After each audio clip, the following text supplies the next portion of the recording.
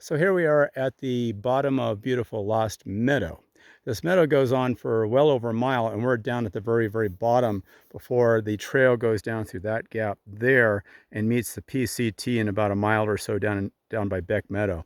But this part of the meadow is particularly, this part of Lost Meadow as opposed to Beck Meadow, is particularly interesting because there's a spring here. And this spring, which you can see is actually flowing, not very fast, but you can see it's flowing. And you can see there's a lot of algae and little plants growing in it. Looks like some sort of watercress or something down there.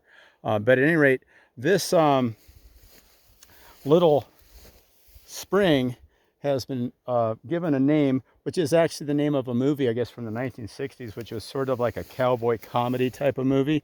And I think it was called either Waterhole number 3 or Waterhole number 5 or something like that.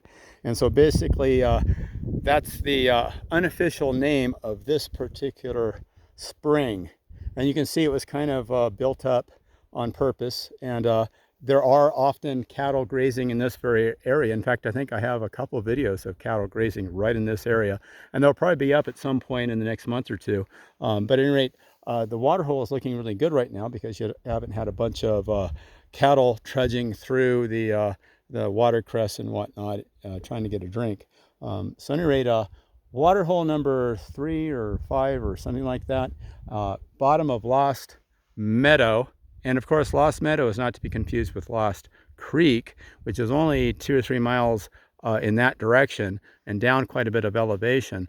But this is Lost Meadow as opposed to Lost Creek. Between Lost Meadow and Lost Creek, of course, is Corral Meadow. And we could go into more of the different landmarks around here if we really wanted to, but we're not going to do that right now. Lost Meadow, waterhole number 3, over and out.